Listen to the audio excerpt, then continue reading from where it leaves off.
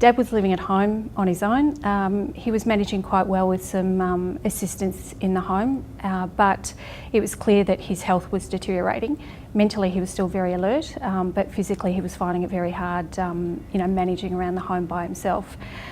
So it became apparent that we need to look for him for some placement in some sort of residential care. And what we did was we went through the financial advisor just to establish where Dad stood in regard to what he could afford and the sort of facility he could move into. The financial advisor was able to give us some assistance with a placement service as well, and they were excellent. They were actually able to come into the home, talk to Dad and give him lots of information about the sorts of facilities that were available to him. So having established that Dad needed to go into care, the financial advisor worked with both Dad and the placement company to establish just what was going to be required for him to be able to afford to move.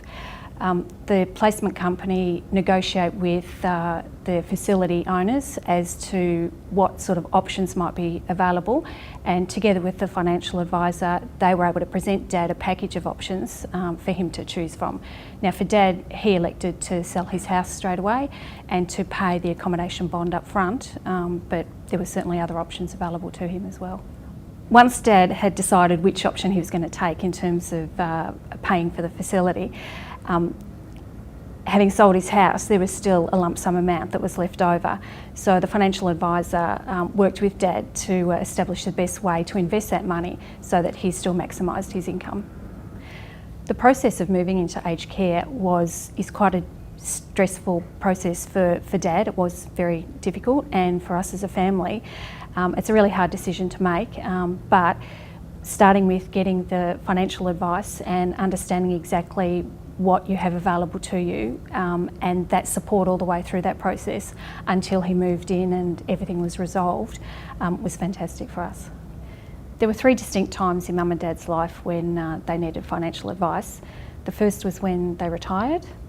The second was when Mum passed away, and obviously Dad's circumstances changed at that point in time. And the third time was when Dad moved into aged care. It was really great because the financial advisor kept in touch over the years, so Mum and Dad knew he was available whenever they needed him. Life, it happens.